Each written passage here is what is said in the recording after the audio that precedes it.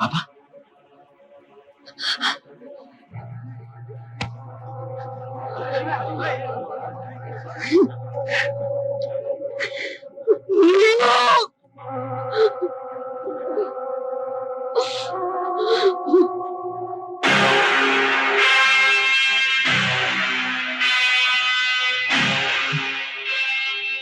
ராஜதர, இவர் ஆத்மா சாந்தி அடையணும்னா இப்ப நீ ஆத்திரப்படவே கூடாது. அம்மா வாப்பாவை கொண்டுட்டாங்கம்மா. இரு, உனக்கு உண்மையிலேயே அவர் மேல அன்பு மரியாதையும் இருந்தா அவர் கண்ட கனவை நிறைவேற்றி வை.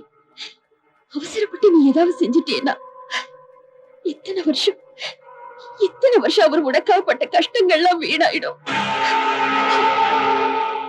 ராஜதுரை, உன் வாப்பா சாகர வரைக்கும் ஒரே லட்சியத்தோட தான் இருந்தாரு. அவருடைய லட்சியம் உன் முரட்டுத்தனத்தால வீணா போறதா இருந்தா சத்தியமா நானும் உயிரோட இருக்க மாட்டேன். நான் செத்ததுக்கு அப்புறம் நீ என்ன வேணாலும் பண்ணிக்க.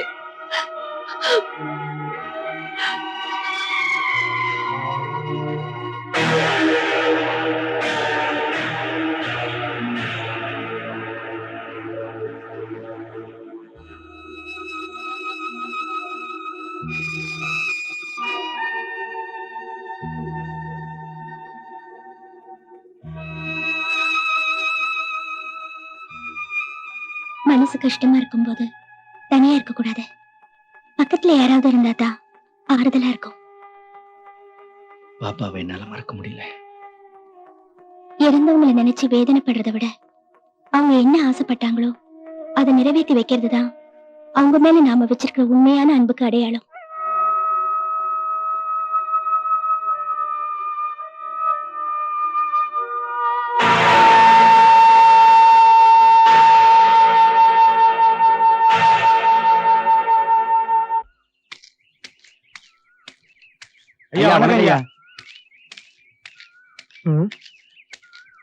கண்குள்ளா காட்சியா இருக்கு.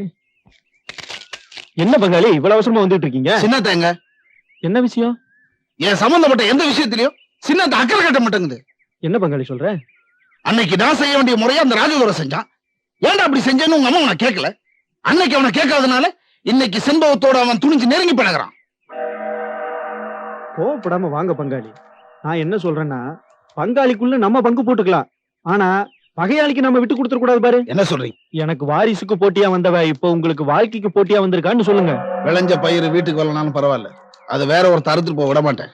எனக்கு கிடைக்காத செண்பகத்தை கொன்னுடுவேன், ஆனா அவனுக்கு கிடைக்க விட மாட்டேன். முட்டாள்தனமா பேசாத பங்காளி. நீ ஆசைப்பட்ட பொண்ணோட அந்த ராஜதுரை வாழக்கூடாது, அவ்வளவுதானே. மத்ததை நான் பாத்துக்கிற, விடு.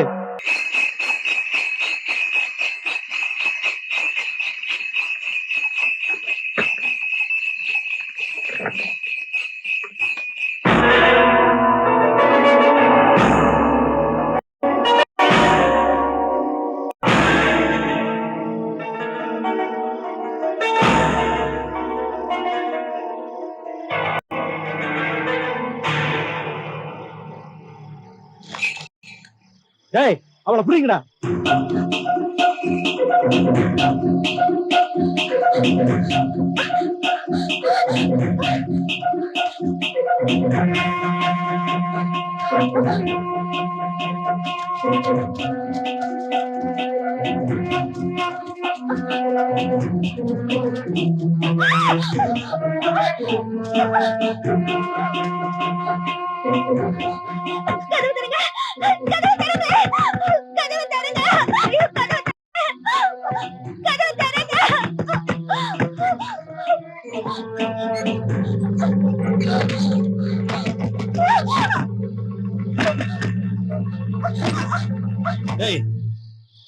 இருங்கடா. ஏண்டா உனக்கெல்லாம் அறிவு இல்ல? பொம்பளை கிட்ட இப்படி நடந்துக்கிறதுன்னு ஒரு விவசாயம் வேண்டாம்? இப்ப நான் கூப்பிடுறேன் பார். அம்மினி கண்ணு, மாம் வந்திருக்கிறனல்ல, கதவை திறந்துடுற ராசா. திறந்துடுமா கண்ணு? திறக்க மாட்டியா?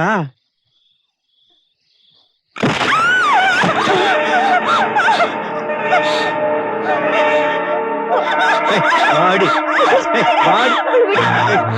போடில